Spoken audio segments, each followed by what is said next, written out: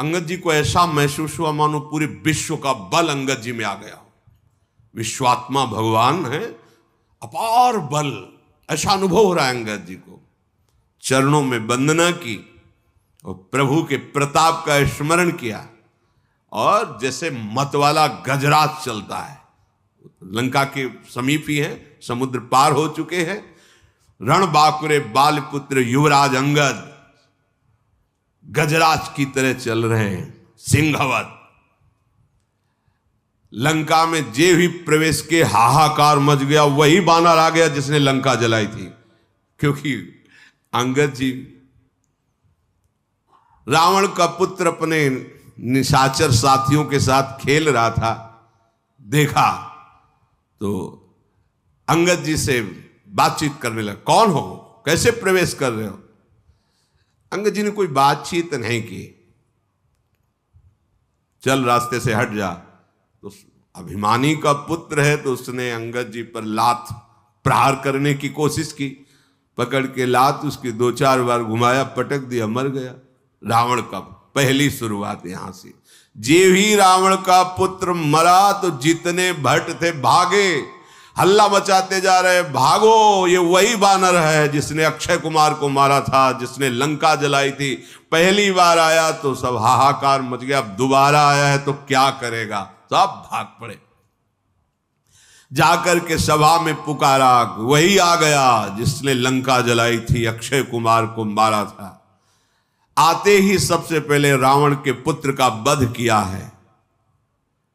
रावण के पुत्र की मृत्यु, नगर में हाहाकार मच गया, सब माथा पकड़ के बैठ गए, क्योंकि पीछे भोग चुके हैं ना हनुमान जी की लीला में।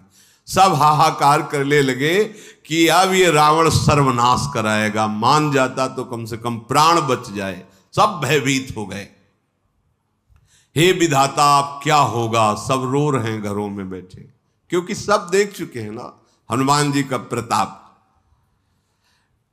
जिस गली से जा रहे हैं बिना पूछे, सब ऐसे करते हो, ऐसे बता, सब आका दरवाजा उधर है, किसी को मारने की जरूरत नहीं है, पहले ही सब ये रास्ता है दरबार के लिए। दरबार के प्रथम द्वार पर अंगद जी खड़े हुए। गयऊ सभा दरबार तब सुमिरि राम पद कंज, सिंह ठवनी इत उत चितव, धीर वीर बल पुंज। भगवान श्री राम के पावन चरणों का स्मरण करते हुए रावण की सभा के प्रथम द्वार पर, और जैसे सिंह शिकार को तकता है, ऐसे बिल्कुल सावधान है, क्योंकि शत्रु की सभा बलवान शत्रु है, तो सिंहवत आसपास चारों तरफ चितवन, कोई हरकत तो नहीं कर रहा। तुरंत एक राक्षस गया और रावण को समाचार दिया कि आते ही एक पुत्र का हनन आपके हो गया, और बानर आया है, लगता है वही बानर है जो पहले आया हुआ था। रावण ने कहा बुलाओ इस बंदर को, देखते हैं। दूत दौड़े, अंगद जी ने दूर से, चलो सब दूर निशाचर चलो। मत गजराज सिंहवत दृष्टि सभा में प्रवेश किया। सभा में अंगद जी देख रहे मानो काजलों के पहाड़ की भीड़ लगी हो, ऐसे निशाचर हैं, बलवान काले एकदम। भुजाएं सबकी ऐसी दिखाई दे जैसे मोटे मोटे पेड़ों की जड़ें होती हैं, ऐसे मोटी मोटी। रोमावली ऐसे जैसे कुश होते हैं ना, ऐसे रोमावली।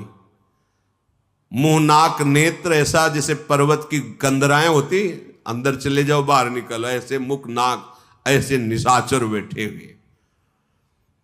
जरा भी झिझके नहीं, जरा भी डरे नहीं। और आश्चर्य की बात यह हुई कि जो ही अंगद जी ने सभा में प्रवेश किया, सब खड़े हो गए। रावण की सभा के जैसे कोई महाजन महापुरुष पधारे तो सब सभा में खड़े हो जाते हैं। रावण बैठा हुआ है और सब सभासद खड़े हो गए। अंगद जी, राम प्रताप है, ये भगवत प्रताप है। उठ खड़े हुए। रावण का हृदय क्रोध से जल उठा। वह बैठ, इसके लिए खड़े हो गए अंगद जी।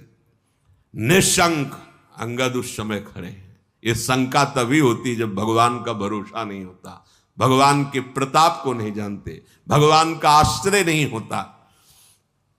जथा मत गज जूथ महु पंचानन चली जाई, राम प्रताप सुमिरि मनु बैठ सभा सिर नाई।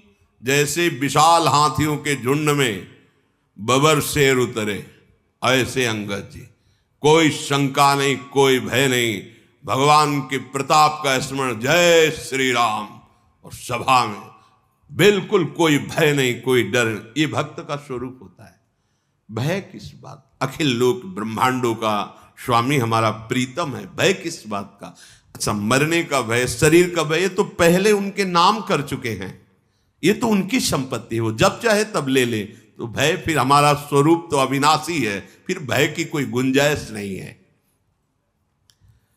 कहा दसकंठ कवन तय बंदर, तुम पहले वाले तो नहीं हो, दूसरे हो, क्योंकि दर्शन में लग रहा है। कौन है तू? तो अंगद ने कहा है, दशग्रीव, मैं भगवान श्री राम का एक छोटा सा दूत हूं। अगर पूरा परिचय जानना चाहते हो तो तुम्हें हमारे पिता का बहुत बढ़िया परिचय है। 6 महीना कांख में रहे हो उनकी, बालिपुत्र।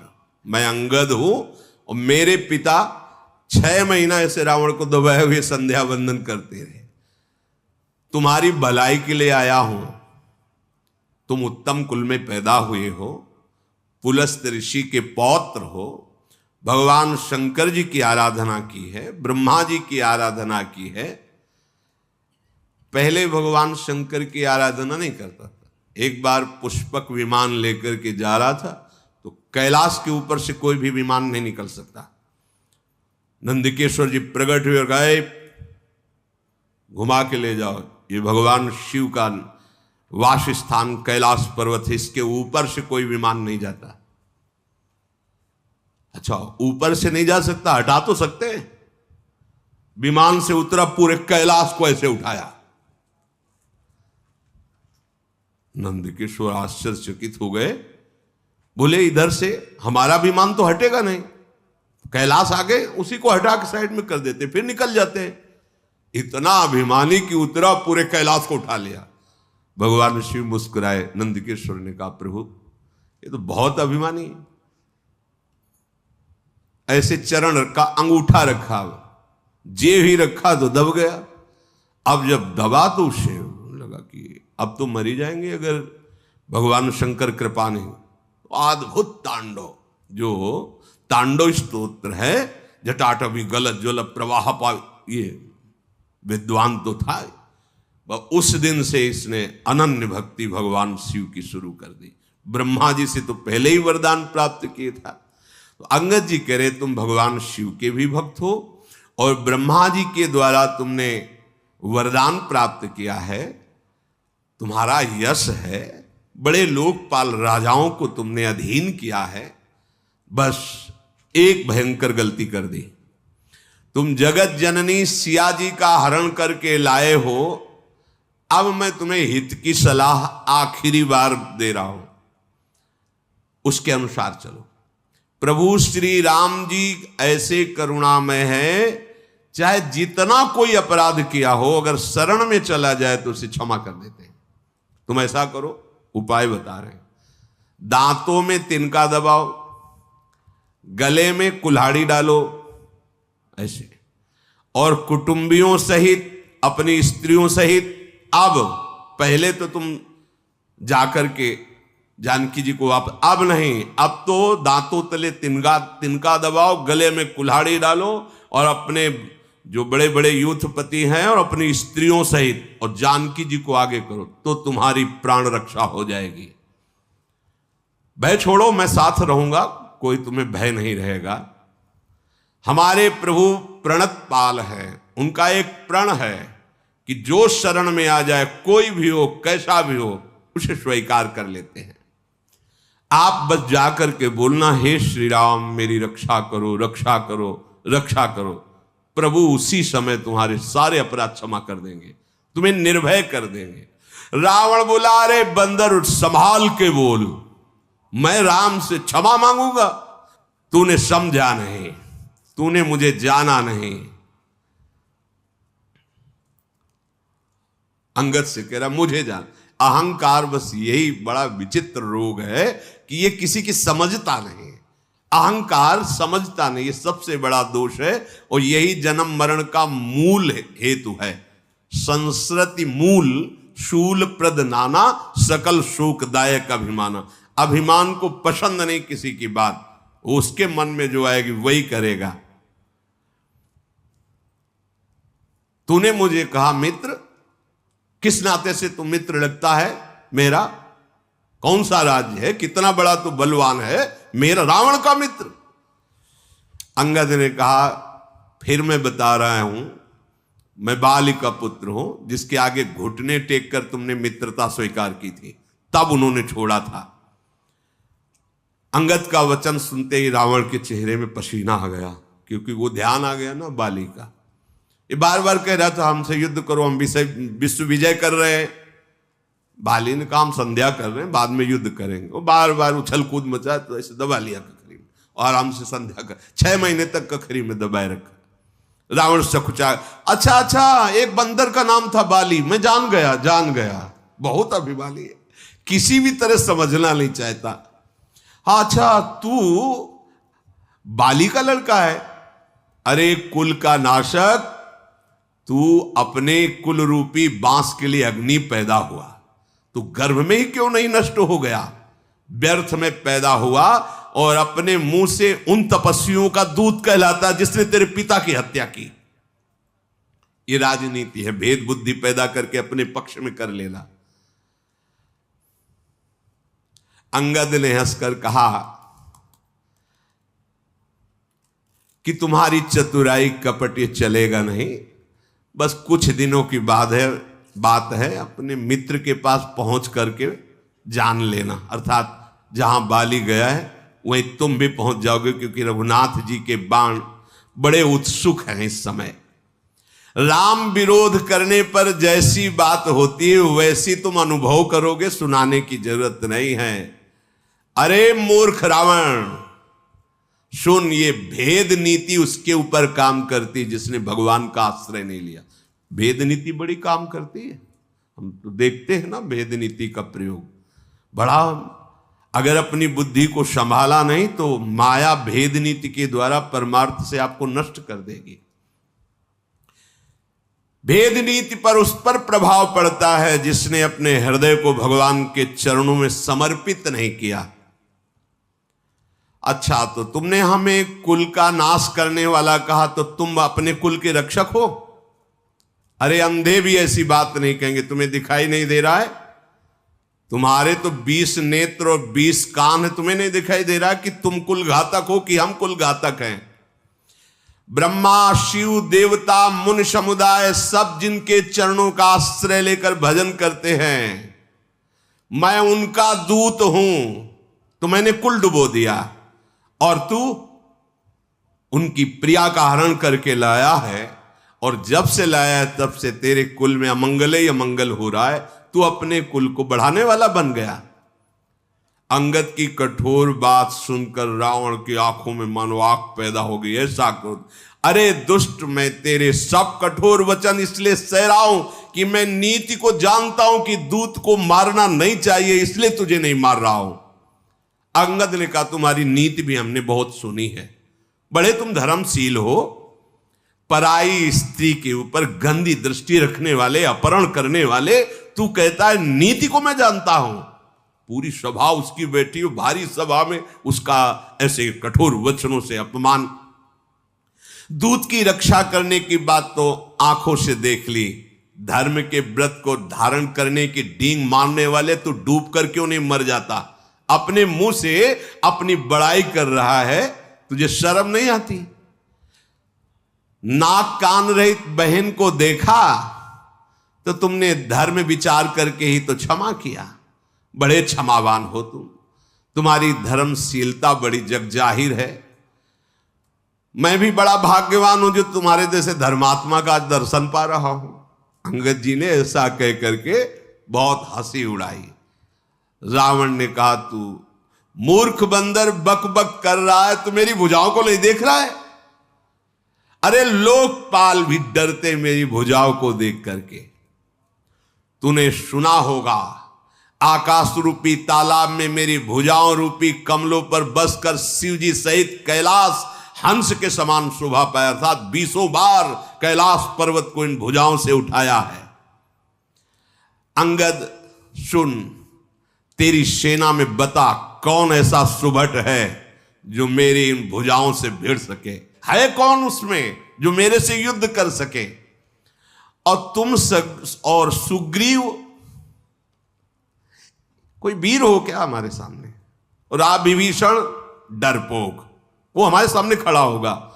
और जाम्बवान बुढ़ापे को झेल नहीं पा रहा है, इतनी बुढ़ापा अवस्था है। अब लड़ाई में है कौन तुम्हारे पक्ष में जो हमारे सामने खड़ा हो सके? अच्छा, जिन्होंने पुल बनाया नल नील, शिल्पी है, कोई योद्धा है? हां, एक बानर बहुत बड़ा योद्धा है जो पहले आया था लंका में। मानता हूं कि वो योद्धा है, क्योंकि एक ही से मुलाकात अभी हुई है, उसको तो मानता हूं कि योद्धा है। अंगद ने कहा, राक्षस राज, सच्ची बात मानते हो कि वो योद्धा है?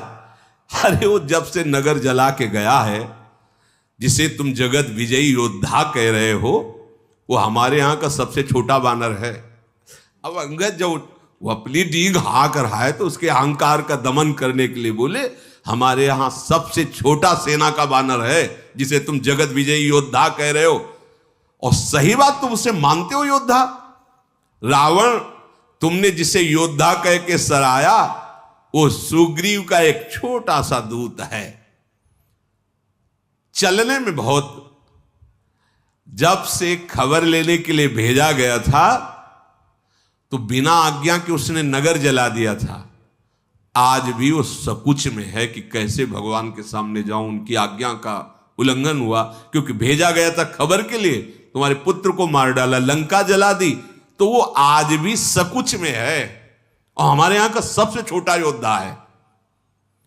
रावण, तुम सब सत्य कहते हो, मुझे सुनकर कुछ भी क्रोध नहीं आ रहा। सचमुच हमारी सेना में एक भी ऐसा नहीं है जो तेरे से लड़ने में शोभा पावे।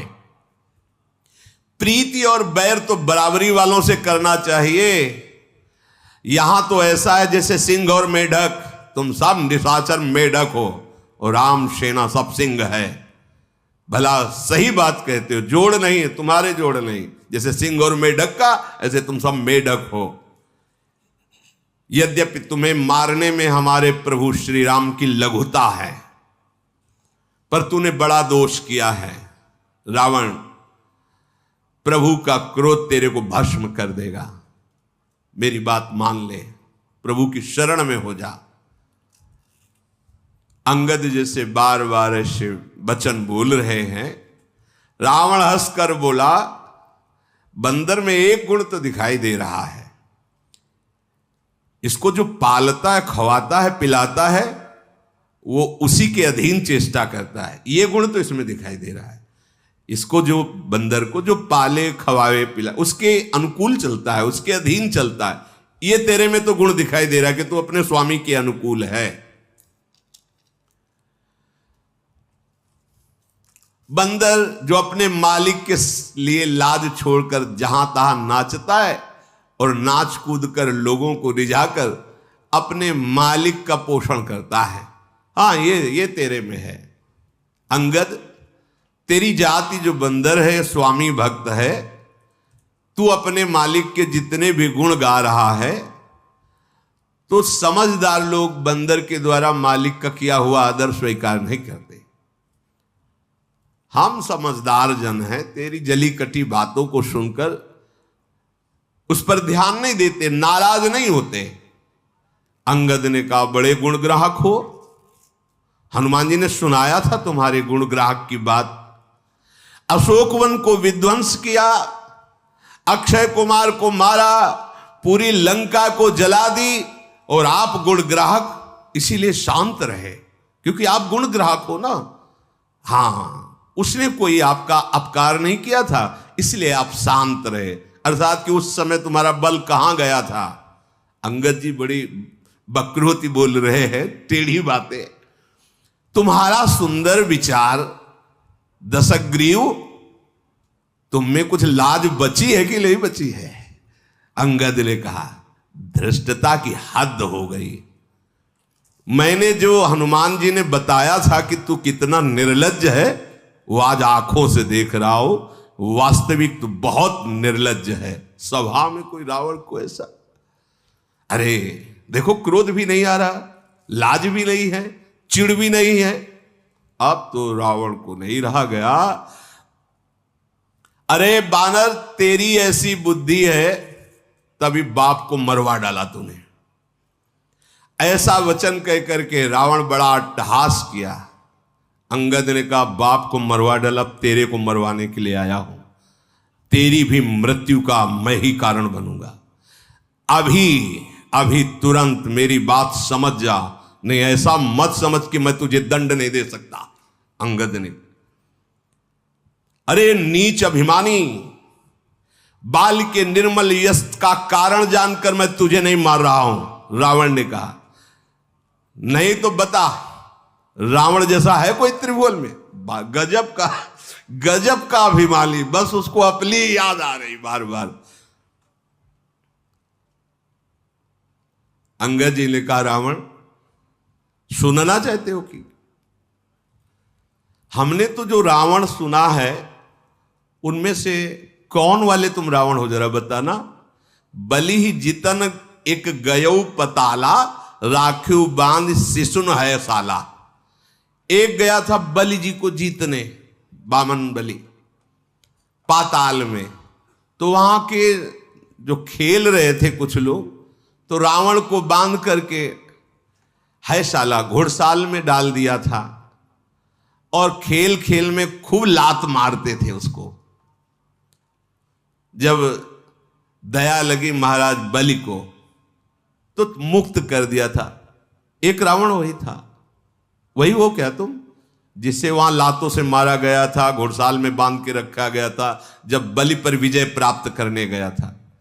अच्छा, दूसरा रावण हमने सुना है, एक बहोरी सहस भुज देखा, धाई धरा जिम जंत विशेखा, कौतुक लाग भवन ले आवा, सो पुलस्त मुनि जाय छुड़ावा। शास्त्राबाहु अर्जुन के साथ युद्ध की, तो ऐसे जंतु की तरह पकड़ लिया, अपने भवन में बंदी बना के लग। फिर पुलस्त ऋषि गए और समझा बुझाकर छुड़ा के लाए थे। वो रावण हो तुम। एक कहत मोहि सकुचयति रहा बाल की कांख, इनमहु रावण तय कवन सत्य बदहि तज माख। एक हमारे पिता के 6 महीने कांख में रावण रहा। कौन से रावण हो तुम? कहते तुमने मेरा यश नहीं सुना, तो तुम बताओ कौन से रावण हो? रावण ने कहा, 67 सोई रावण बलशीला, हरिगिर जान दास भुजलीला। मैं वो रावण हूं जो कैलाश को बता चुका है कई बार। अभिमान बर्दाश्त नहीं होता। अरे मेरी भुजाओं का बल भगवान शंकर जानते हैं। मैंने अपने हाथों से अपने सर रूपी पुष्पों को काट काट के महादेव जी के चरणों में चढ़ाया है। सिर रूपी कमलों को अपने हाथों से उतार उतार कर भगवान शिव के चरणों में चढ़ाया। अरे मूर्ख, मेरे भुजाओं का अगर परिचय पाना है तो दिक्पालों से जाके पूछ, जिनके हृदय में आज भी भय समाया हुआ है। दिशाओं के हाथियों से पूछ, जहां भुजा की टक्कर मारी तो चिघाड़ते रहे। जिनके भयानक दांत जब जब आकर मेरी छाती में भुजाओं में लगे तो टूट गए। जिसके चलते समय पृथ्वी हिलती है, चलत दशानन डोलत। जासु चलत डोलत इम धरनी, चढ़त मत गज जिम लघु तरनी। जैसे छोटी नाव पर कोई गजरात चढ़े तो नाव हिल जाती है, ऐसे पृथ्वी हिलती है। मैं वो रावण हूं जब चलता हूं। सोई रावण जग विदित प्रतापी, सुने न श्रवण अलीक प्रलापी। अरे झूठी बकवास करने वाला, तूने कानों से नहीं सुना? मैं जगत प्रसिद्ध प्रतापी महाबली रावण हूं। महाप्रतापी जगत प्रसिद्ध रावण को तू मजाक समझ रहा है, छोटा कहता है, और एक मनुष्य की बड़ाई मेरे दरबार में कहता है। अरे दुष्ट, असभ्य, तुच्छ बंदर, मैंने जान लिया तेरे में बुद्धि नहीं है। रावण के वचन सुनकर अंगद जी को अब क्रोध आया। उन्होंने कहा, अरे नीच अभिमानी, संभाल कर बोल। मेरे प्रभु को तू मनुष्य बोलता है? जिनका फरसा सहस्त्राबाहु की भुजाओं रूपी अपार वन को जलाने के लिए अग्नि समान था, जिनका फरसा रूपी समुद्र की तीव्र धारा में अग्नित महाबली राजा बार बार डूब गए, उन परशुराम जी ने जिनके रूप और बल को देखकर गर्व त्याग करके चरणों में शीश झुकाया, वो हमारे भगवान श्री राम है। अय दशकंधर, तू बहुत उद्दंड हो गया है, इसीलिए तू भगवान श्री राम को मनुष्य बोल रहा है। कामदेव भी क्या धनुर्धारी है? गंगा जी क्या नदी है? कामधेनु क्या पशु है? कल्पवृक्ष क्या पेड़ है? अमृत क्या रस है? ऐसे भगवान क्या मनुष्य है? गरुड़ जी क्या पक्षी हैं? शेष जी क्या सर्प हैं? अरे दशकंधर, तेरी बुद्धि नष्ट हो गई। चिंतामणि भी क्या पत्थर है? वैकुंठ भी क्या लोक है? श्री रघुनाथ जी की अखंड भक्ति जैसा कोई लाभ है? अगर भगवान ने आदेश किया होता तो तुम्हारी सेना को मथ कर नष्ट करके अभी मैं तुम्हें दिखाता कि मेरे श्री राम का बल क्या है। तेरी समझ में नहीं आया? अक्षय कुमार को मारा, पूरी लंका जला दी, अशोक वाटिका उजाड़ दी, तूने बंदर समझता है? महाबली हनुमान कोई बंदर है? कपट छोड़ दे, चतुराई छोड़ दे, राम जी की शरण में चला जा, नहीं तो अब मैं जो कह रहा हूं उसे सुनो। तुम्हें ब्रह्मा और शंकर भी अब नहीं बचा सकते। मूढ़, गाल फुलाना, बातें बनाना, डींग हाँकना, ये लौकिकता में तो चलेगा, राम जी के सामने नहीं चलेगा। तेरा ये जो बकबक करने वाला मुख है, राम जी के बाणों से कट के गिरेगा, और पृथ्वी में जब गिरेगा तो बानरों की लात पड़ेगी उस पे। ऐसे ही था, जैसे फुटबॉल में पैर मारते हैं, ऐसे ही रीछ बानर तेरे उन गेंद के समान अनेकों शिरों से चौगान खेलेंगे। जब रघुनाथ जी युद्ध में कोप करके सारंग धनुष से बाण छोड़ेंगे, तब ये जो गाल बजा रहा है ना, उस समय नहीं। इसलिए विचार कर बोल, भगवान श्री राम को मनुष्य संबोधन मत कर। रावण तो जल उठा। जैसी बात अंगद जी ने कही तो उसका अब हृदय एकदम खौल उठा। अरे कुंभकर्ण मेरा भाई है। अभिमान की दशा ही अलग होती है, उसको समझ में ही नहीं आता।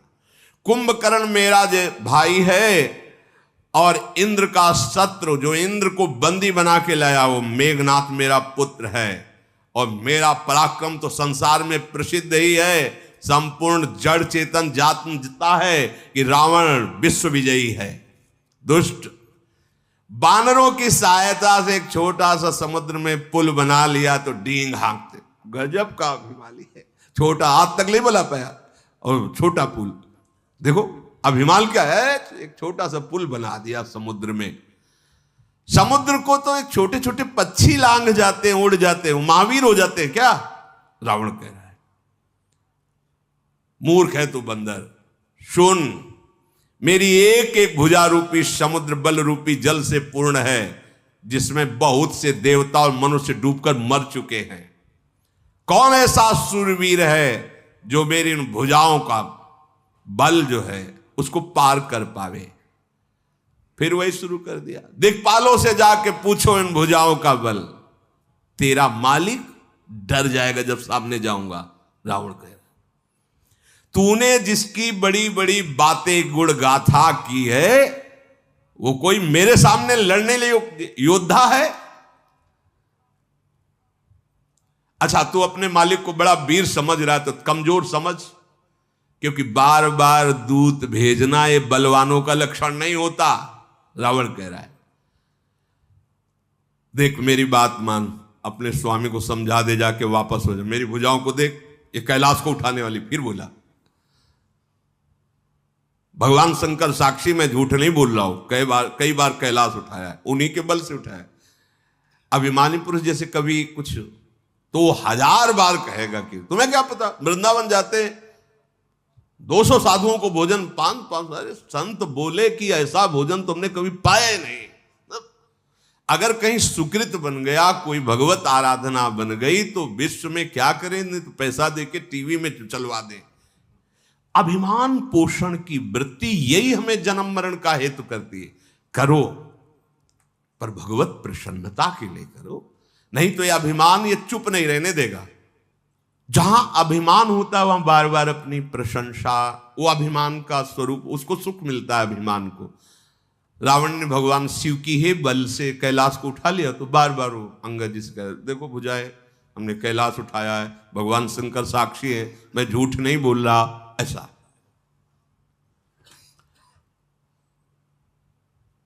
मस्तकों के जलते समय जब मैंने अपने ललाटों पर लिखे हुए विधाता के अक्षर देखे, वो जब आहुति करता था अपने सर की, तो मैंने उसमें देखा था मेरी मृत्यु लिखी थी मनुष्य के हाथ से।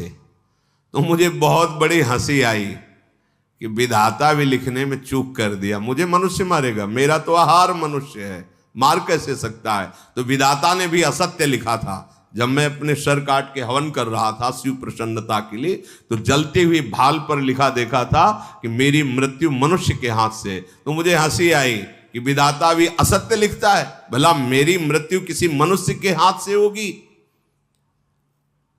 मेरे मन में किसी का भी भय नहीं है, क्योंकि मैं समझता हूं कि ब्रह्मा जी बूढ़े हो गए हैं, लिखने में गलती हो गई है, मेरी मृत्यु मनुष्य से नहीं हो सकती। और मूर्ख, तू बार बार लज्जा मर्यादा छोड़कर रावण के सामने उन मनुष्यों की बात करता है। अंगद ने कहा, अरे रावण, मुझे तुम लज्जा रहित कहते हो, पर तुम बहुत बड़े लज्जावान हो। लज्जाशीलता तुम्हारा स्वभाव है, क्योंकि तुम जैसे निर्लज्ज बार बार अपने मुंह से अपनी बड़ाई गा रहे हो। सिर काटा कैलाश उठाया, सिर काटा कैलाश उठाया, यही तो उस समय से बोल रहे हो।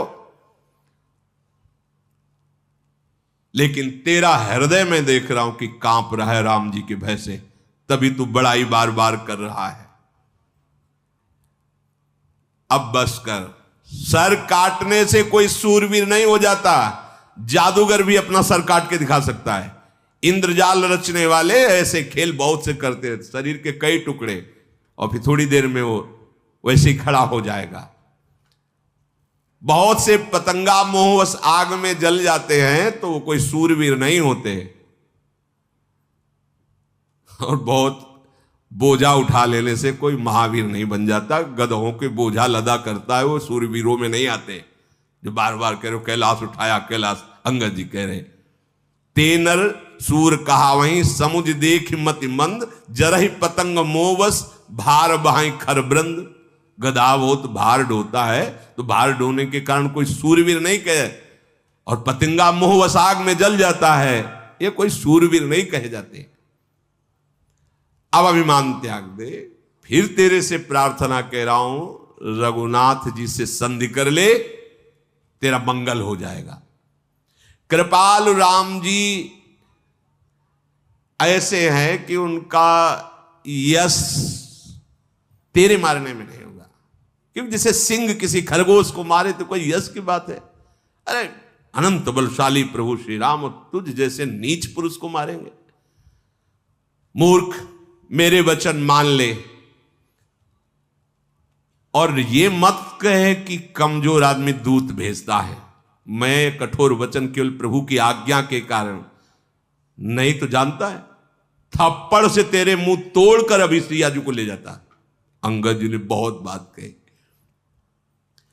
ना ही तकरी मुख भंजन तोरा ले जाते हो सीत। तुम जो कह रहे हो कि कमजोर आदमी बार बार दूत भेजता है, तो मैं प्रभु का एक छोटा सा दूत हूं, थप्पड़ से तेरे 10 मुख तोड़ता और सिया जी को अभी ले जाता और जबरदस्ती तेरे इन सब यूथपतियों को बंदी बना लेता।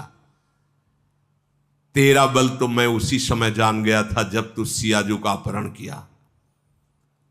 अरे राक्षसों का राजा, अरे अभिमानी, मैं सुग्रीव का एक छोटा सा सेवक हूं, भगवान के अपमान से डर रहा हूं क्योंकि उनकी आज्ञा का उल्लंघन न हो जाए। नहीं, ऐसा तमाशा दिखाता, जैसे तूने कहा ना, मालिक के लिए तमाशा दिखाकर बंदर पैसा इकट्ठा करता है, बड़ा वफादार होता है। तो अगर मुझे अपने स्वामी के अपमान का भय ना होता, आज्ञा उल्लंघन का, तो ऐसा तमाशा दिखाता। तू सिंहासन पे है तो ही पटकी, महिसेन हाथी चौपट कर तव गांव, तव ज्योतिन समेत सठ जनक सुते ले जाऊं। सिंहासन सहित तुझे उठाकर धरती पर पटक के मार डालता। भी अंगद जी ने कहा, तेरी सेना का अकेले संहार करता और तेरे इस लंका को भ्रष्ट करके जय श्री राम बोलकर सिया जी को ले जाता और तेरी स्त्रियों को बंदी बनाकर उनकी दासी बनाता। अगर भगवान के अपमान को न डरता, उनकी आज्ञा का उल्लंघन का अपराध का भाव ना होता, जौवस करो तदपि न बढ़ाई, मुझे ही बधे नहीं कछ मनसाई। अगर मैं ऐसा करता भी तो मेरी कोई बड़ाई नहीं होती, क्योंकि तुम मरा हुआ है। ऐ रावण, तुम मरा हुआ है। कौल काम बस कृपन विमूढ़ा, अति दरिद्र अजसी अति बूढ़ा, सदा रोग बस संतत क्रोधी, विष्णु विमुख श्रुति संत विरोधी, तनु पोषक निंदक अग खानी, जीवित 100 सम 14 प्राणी। तुम मरा हुआ है। वाम मार्गी, शास्त्र के विरुद्ध आचरण करने वाला और कभी भी धर्म में धन ना खर्चा करने वाला कंजूस और मूर्ख बुद्धि, दरिद्र, बदनाम, जिसका यश हो और फिर निंदा हो जाए, बहुत बूढ़ा और नित्य रोगी, निरंतर क्रोधी, हरि से विमुख, संतों का विरोधी, शरीर का पोषण करने वाला, पराई निंदा करने वाला और पाप की खान महापापी परिस्त्री अपहरण करने वाला, ये सब मरे हुए पापी प्राणी हैं। इनको जीवित कौन कहता है? तो अगर मैं ऐसा करता भी कि तुझे सिंहासन सहित पटक कर मार डालूं, तेरी सेना का विनाश करूं, पूरे लंका में जय श्री राम के घोष करके सियाजू को ले जाऊं, तो भी मेरी बहादुरी नहीं है। इसलिए मैं शांत हूं, तेरी ये बातें सुन रहा हूं। अब मुझे गुस्सा मत दिला।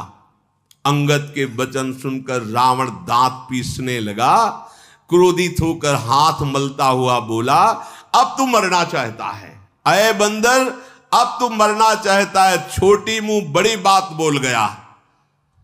अरे जिसके बल पर तू इतनी बड़ी बात बोल गया, उनका ना बल है, ना प्रताप है, ना बुद्धि है, ना तेज है, कुछ नहीं है। अरे तू जिस पर गर्व करता है, ऐसे मनुष्यों को रात दिन यहां के राक्षस अपना आहार बनाया करते हैं। समझ किसकी सभा में बोल रहा है। जब उसने इस तरह भगवान श्री राम की निंदा की, कपिश्रेष्ठ अंगद उछल पड़े, मानो एकदम आग हो गए हो। क्योंकि शास्त्र का सिद्धांत है, हरिहर निंदा सुने जे काना, होई पाप गोघात समाना। भगवान शिव, भगवान हरि या भगवत प्रेमी महात्माओं की निंदा हो रही हो और आप चैन से सुन रहे हो, गौ हत्या ब्रह्म हत्या का पाप लगेगा। तुरंत खड़े हो गए अंगद जी और ऐसे कटकटाए, दांत पीसे और भुजदंड ऐसे पटक दिए पृथ्वी पर। ऐसे जे ही पृथ्वी पर भुजदंड पद का मुंह के बल गिरा रावण। अरे भगवान का प्रताप एकदम फिर संभला।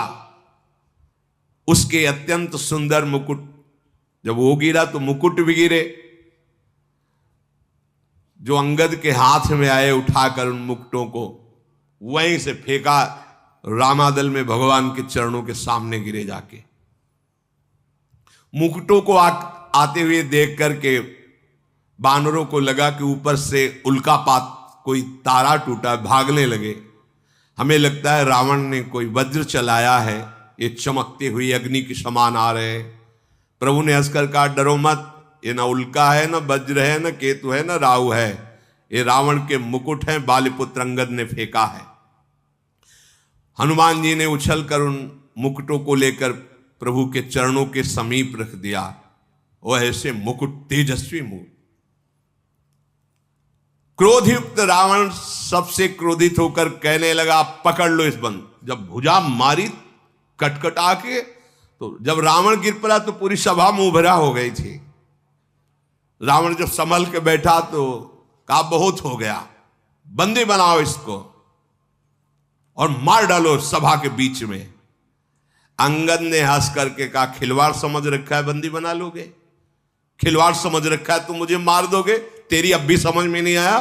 केवल भुजा पटका तो सब मुंह के बल गिर गए, इतने तुम वीर हो, अब भी मुझे बंदी बनाने की सोच रहे हो?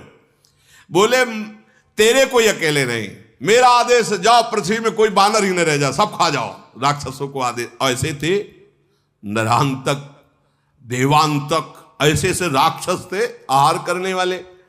और कहीं कुंभकर्ण को जगा दे तब तो उसका तो पेट ही है, पूरा बड़वा नल की तरह था, डालते जाओ, खाली कर दो पृथ्वी को, बंदर कोई रह ही ना जाए। और तपस्वी दोनों जो राम लक्ष्मण हैं, इनको जीते जी बंदी बना लो। रावण के ऐसे आदेश पर अंगद क्रोधित होकर बोला, अरे निर्लज्ज, गाल बजाते लाज नहीं आती? हमें लगता है तेरे लिए एक उपाय, आत्महत्या कर ले अभी। अंगद ने कहा, मेरा बल देखकर तेरी छाती नहीं फटी? मेरे स्वामी के लिए ऐसा बोल रहा है? मेरा बल देखकर तुझे तो अब आत्महत्या कर लेनी चाहिए। रेत्री चोर कुमारक गामी, खल मल रास मंदमति कामी, शन्यपात जलपसि दुर्बाधा, भयस कालवश खल मनुजादा। ए स्त्री के चोर, एक कुमार्गामी, एक दुष्ट, पाप की राशि, मंद बुद्धि, तेरी समझ में नहीं आ रहा? अरे कामी, तू सन्निपात जैसे किसी को हो जाए और वो बोलता रहे, ऐसे बोल रहा है, ऐ दुष्ट राक्षस, तू काल के अधीन हो गया है, आगे फल पाएगा। राम मनुष्य हैं, ऐसा वचन जो बोला, अरे अभिमानी, तेरी जीभ गल करके नहीं गिर गई? संदेह नहीं, तेरी जीभ गिरेगी सिरों के साथ रणभूमि में। सोनर क्यों 10 कंद, बाल बध्यो जेहि एक सर, 20 लोचन अंध, धिगतो जन्म कुजाति जड़। ए दशग्रीव, एक बाण से जिसने महाबली बाल को मार दिया वो मनुष्य हो सकता है? कुजाति, जड़ जीव, 20 आंखें होने पर भी अंधा, तेरे जन्म को धिक्कार। अंगद जी बोल रहे हैं। बस एक बात मुझे थोड़ा शांत कर रही कि भगवान श्री राम के बाण प्यासे तेरे खून के, इसलिए मैं तुझे क्षमा करता हूं। वो प्यासे रह जाएंगे अगर मैं कुछ करूंगा, इसलिए नीच राक्षस मैं तुझे जीवित छोड़ रहा हूं। ये जो तू हंसी कर रहा है बार बार, ये अभी 10 मुख के सब दांत तेरे बाहर निकल आएंगे। 80 ऋषि होती 10 मुख तोरो, लंका गही समुद्र महाबोरो। मैं तो 10 तोरवे लायक, पर आयस दीन न मोहि रघुनायक। ऐसा आ रहा है कि पहले थप्पड़ मार के तेरे दांत तोड़ू सब, जो तू हंस रहा है। इसके बाद ऐसा क्रोध आता है कि पूरी लंका उखाड़ लूं और समुद्र में डुबो दूं, तेरे 10 मुख तोड़कर भगवान के चरणों की शरण में डाल दूं जाके। पर क्या करूं, भगवान ने आदेश नहीं किया। तुम कह रहे हो कि बंदरों को खा जाओ जाके।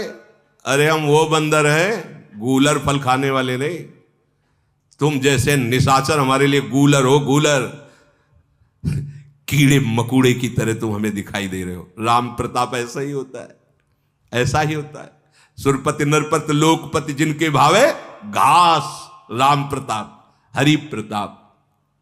तुझ जैसे कीड़े मकोड़ों को मसलने के लिए हमको देर नहीं लगती, पर श्री राम कृपालु ने आज्ञा नहीं करी है। बस अंगद की बात सुनकर रावण बोला, अरे मूर्ख, झूठ बोलने के लिए किसी विद्यालय में सीखा है क्या तूने? बाली ने तो कभी ऐसा झूठ नहीं बोला। जान पड़ता है तू तपस्वियों से मिलकर झूठा बोलना सीख गया है, लबार हो गया है। अंगद ने कहा कि यदि तेरी 10 जीभें उखाड़ करके और तुझे रौंदू नहीं तो मैं रामचंद्र जी का दास ना कहलाऊं। तो अब क्या कहूं, प्रभु ने आज्ञा नहीं करी थी। और अंगद जी क्रोधित होकर बार बार हाथ मीस रहे और कहा कि देखना चाहता मेरे स्वामी का प्रताप, देख अपनी सभा को तू कह रहा जा पृथ्वी बंदरों से हीन कर दे, मैं एक दूत हूं, आज मैं अपना पैर इस सभा में जमाता हूं। तुझे गर्व है अपने सभापतियों अपने वीरों पर, तो कोई मेरा पैर उठा दे। ये बड़ी जोर की बात, भगवान का भरोसा इतना प्रबल। राम प्रताप, छोटा सा सांप का बच्चा गरुड़ को खा जाएगा, रुई बड़वानल को भस्म कर देगी, ब्रह्मा को मच्छर, मच्छर को ब्रह्मा, जो चेतन का जड़ करें जड़ करे चैतन्य। समुझ राम प्रताप कपि कोपा, सभा माजपन करि पद रूपा। जय श्री राम। उठा दे वीर अगर तेरी सभा में कोई हो, जो मम चरण सकत सठ टारी, फिर है राम सीता में हारी। अब इस समय अंगद अंगद नहीं है, इस समय राम प्रताप बोल रहा है, सीधे राम प्रताप। देखो ना, जो मम चरण सकट सठ टारी, फिर है राम और सीता में, ये मतलब तदात्म स्थिति, भगवदाकार वृत्ति। मैं सीता को हार जाऊंगा, मैं सीता को हार जाऊंगा। देखो ये अधिकार कैसे प्राप्त। अब अंगद नहीं है, अब राम प्रताप छाया हुआ है। ये इतना तदात्म भक्त का होता है कि अपने आराध्य देव को मन में, बुद्धि में, चित्त में, अहंकार में, वाणी में, तन में, सब में वो अनुभव करता है। इस समय राम प्रताप है।